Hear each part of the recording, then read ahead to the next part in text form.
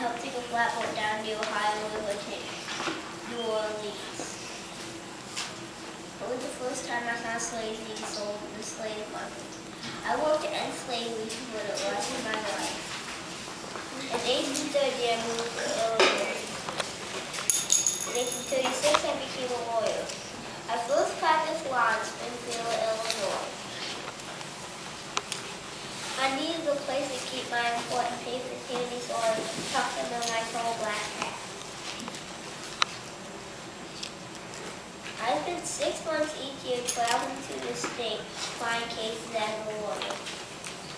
In 1842, I married Mary Todd, a girl from Kentucky when I was 33 years old.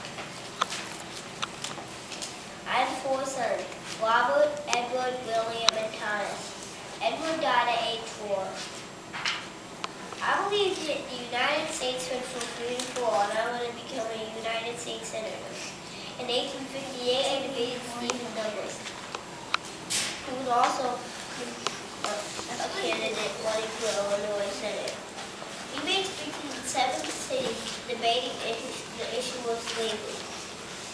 Many people in the country owned slaves. Many people thought it was wrong. It seemed that the argument about slavery was right to the country. Those debates against Douglas became known across the U.S.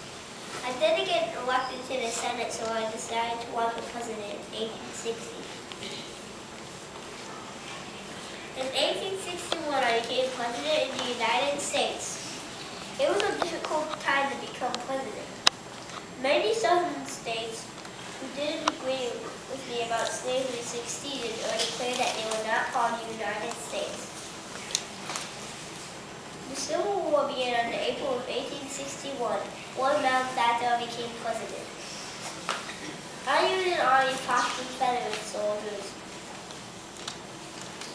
Southern Confederate. Many soldiers were injured and killed in the many battles.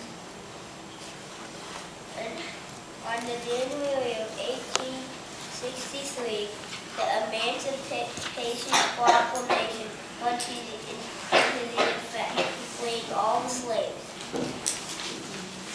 In 1863, I made a speech dedicated to cemetery on the Gettysburg battlefield. Here was what I said.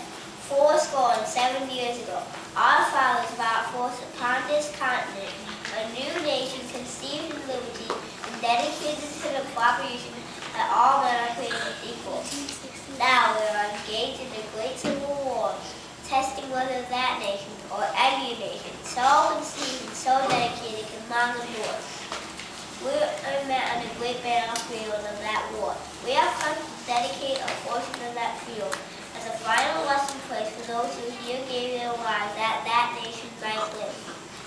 It is altogether fitting and proper that we should do it.